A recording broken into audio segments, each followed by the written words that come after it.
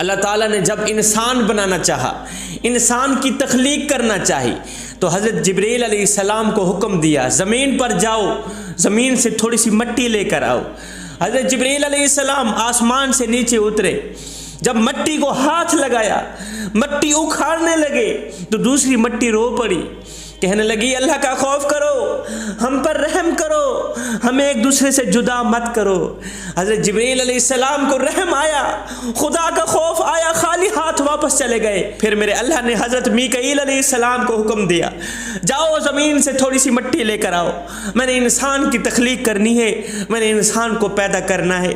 حضرت میکائیل علیہ السلام آسمان سے نیچے اترے، زمین پر آئے، جیسے ہی ہاتھ رکھا مٹی اکھاڑنے لگے تو دوسری مٹی رو پڑی، خدا کا خوف کرو، اللہ کا رحم کرو، ہمیں ایک دوسرے سے جدا مت کرو۔ حضرت میکائیل علیہ السلام کو بھی اللہ کا رحم آیا، خالی ہاتھ واپس چلے گئے۔ جبرائیل علیہ السلام بھی خالی ہاتھ واپس چلے گئے۔ میکائیل علیہ السلام کو بھی خدا کا خوف آیا، رحم آیا، وہ بھی خالی ہاتھ چلے گئے۔ پھر میرے اللہ نے حضرت عزرائیل علیہ السلام کو زمین پر بھیجا کہ جاؤ تھوڑی سی مٹی لے کر آؤ، میں نے انسان کی تخلیق کرنی ہے، میں نے آدم کو پیدا کرنا ہے۔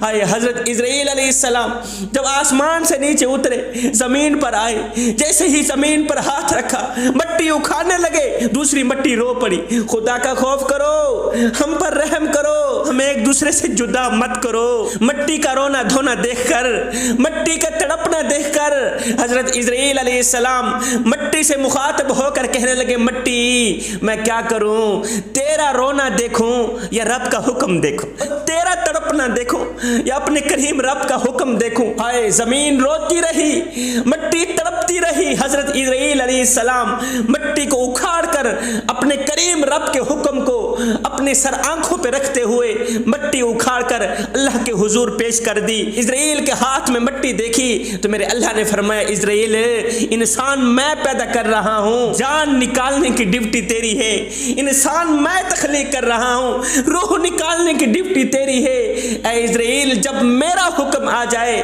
جب اوپر سے فیصلے آ جائیں، پھر چاہے ساری کائنات کیوں نہ روتی رہے، جسم سے روح نکال لینا۔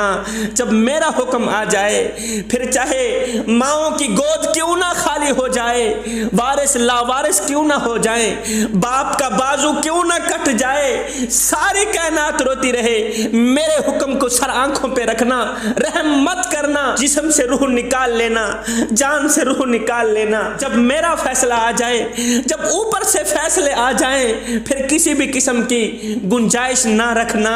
حضرت ابراہیم بن ادھم رحمت اللہ تعالی علیہ کے پاس ایک شخص آیا، کہنے لگا حضرت میں گناہ کرنا چاہتا ہوں۔ آپ نے فرمایا بالکل کر، اللہ کا رزق کھانا چھوڑ دے پھر گناہ کرتا رہے۔ اس نے کہا حضرت یہ نہیں ہو سکتا۔ حضرت ابراہیم بن ادھم رحمت اللہ تعالی علیہ نے فرمایا اللہ کی زمین سے نکل جا پھر گناہ کرتا رہے۔ کہا حضرت یہ بھی نہیں ہو سکتا۔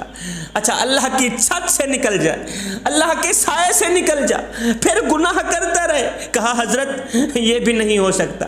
کہا جب حضرت عزرائیل علیہ السلام روح نکالنے کے لیے آئیں گے، اس وقت عزرائیل علیہ السلام کو کہنا کہ 2-4 سال مہلت اور دی جائے مجھے، 70 سال میری عمر بربادی میں گزر گئی، میں نے 70 سال کی عمر غفلت میں گزار دی، 2-4 سال مہلت اور دے دو تاکہ ان 2-4 سالوں میں اپنے کریم رب کے ساتھ اپنا معاملہ درست کر لوں، اپنے کریم رب سے صلح کر لوں۔ کہا حضرت عزرائیل ہرگز مہلت نہیں دے گا، عزرائیل ہرگز اجازت نہیں دے گا۔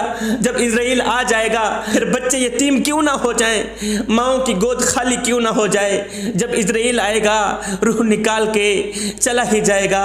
جوانو وہ دن آنے والا ہے، اوپر سے فیصلے ہو گئے ہیں، فیصلے کب کے سنا دیے گئے، وہ وقت آنے والا ہے، وہ گھڑیاں آنے والی ہیں، وہ لمحات آنے والے ہیں۔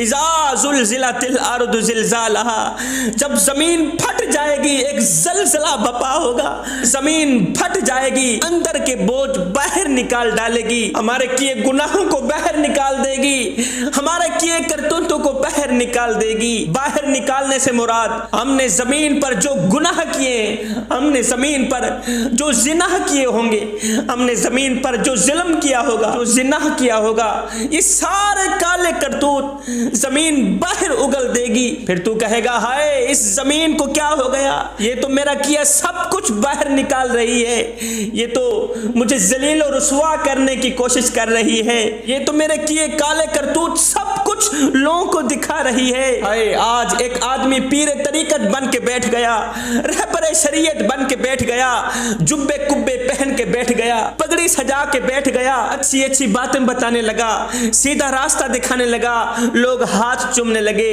دست بوسی کرنے لگے، لوگ پیچھے چل پڑے، خدمت کرنے لگے، جیب سے نذرانے دینے لگے، اپنی جیب سے لنگر پکانے لگے، خانقاہ کی خدمت ہونے لگی، مہمان اس کے آتے، نوکری کوئی اور کرتا، نوکریاں لوگ کرنے لگے، حالات بدلنے لگے۔ لیکن اس کے اندر جو چور تھا، اس نے اپنے اندر یہ جو شیطان بٹھا رکھا تھا، اس نے تو دکانداری چمکا رکھی تھی، وہ تو چور تھا، وہ تو فراڈیہ تھا، وہ تو دکاندار تھا، جو اس کے پیچھے تھے وہ تو سچے تھے مگر وہ خود چور تھا۔ لیکن سنو، جب اس کا اس دن راز فاش ہوگا تو اس دن بڑی رسوائی ہوگی، اس دن پھر بڑی ہی ضلالت کا سامنا کرنا پڑے گا۔ جب راز فاش ہوگا، جب پردے کھلیں گے، جب لوگوں کی نظروں کے سامنے آئیں گے، اس دن بڑی ہی رسوائی کا سامنا کرنا پڑے گا۔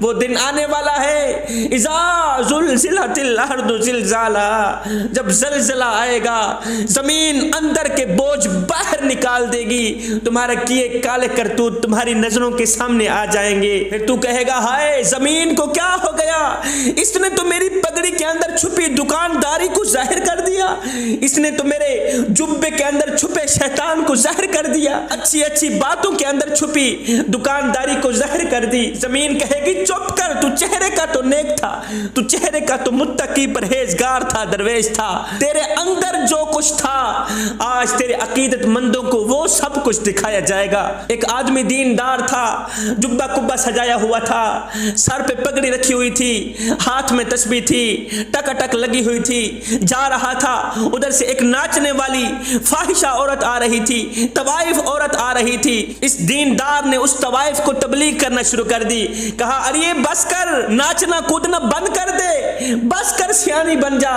جب اس نے کہا نا بس کر سیانی بن جا، تو اس طوائف نے ایک رلا دینے والا جملہ بولا جسے سن کر یہ اللہ والا دیندار بے ہوش ہو کر زمین پہ گر پڑا۔ اس طوائف نے کہا، ناچنے والے نے کہا او بابا جی میں جو ہوں وہ نظر بھی آ رہی ہوں، میں جو کچھ ہوں وہ دکھائی بھی دے رہی ہوں، اب تو بتا جس طرح تو دکھائی دے رہا ہے، جس طرح تو نظر آ رہا ہے، اس طرح اندر سے بھی ہے کہ نہیں؟ تو نے جبہ کبہ تو سجا رکھا ہے، سر پہ پگڑی تو پہن رکھی ہے، ہاتھ میں تسبیح تو پکڑ رکھی ہے، یہ بتا جس طرح تو نظر آ رہا ہے اس طرح اندر کا ہے کہ نہیں؟ یہ دیندار زمین پہ گر پڑا، بے ہوش ہو گیا۔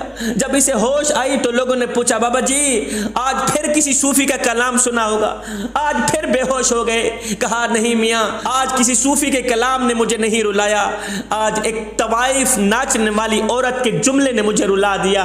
اس نے کہا میں جو کچھ ہوں وہ دکھائی بھی دے رہی، تو جس طرح مومن متقی نظر آ رہا ہے اندر بھی ہے کہ نہیں؟ جوانوں ہم ایک لمحے کے لیے اپنے اندر اتریں، ہم ایک لمحے کے لیے سوچیں، کیا پیر طریقت بننے سے حضور کی محبت کا حق ادا ہو جاتا ہے؟ کیا رہبر شریعت بننے سے آقا کی محبت کا حق ادا ہو جاتا ہے؟ کیا شبیر قمر بخاری کو ملتان سے لاہور میں بلا کر خطاب کرانے سے، اونچی اونچی آواز سے نعرے لگانے سے، ہاتھ لہرانے سے، بریانیاں بنا کر لوگوں کو کھلانے سے حضور کی محبت کا حق ادا ہو جاتا ہے؟ اگر نہیں ہوتا تو پھر آئیے سر سے لے کر پاؤں تک حضور کی غلامی کے رنگ میں رنگے جائیں۔ میرے حضرت فرماتے ہیں میاں یہ نہ ہو کہ کوئی تم سے پوچھے کہ تم کون ہوتے ہو اور تمہیں شناختی کارڈ دکھانا پڑے، دیکھو جی مذہب کے خانے میں اسلام لکھا ہے، ہم لوگ مسلمان ہوتے ہیں۔ فرمایا نہ بندے نہ، کسی کو پوچھنا بھی نہ پڑے، تجھے بتانا بھی نہ پڑے، تیری وضاقت، تیرا طرز زندگی اور تیرا انداز معاشرت اس طرح کا ہونا چاہیے کہ تو دور سے آ رہا ہو، کوئی تجھے دیکھے تو فوراً کہے یہ کوئی عام نہیں آ رہا، یہ تو میرے محمد کا غلام آ رہا ہے۔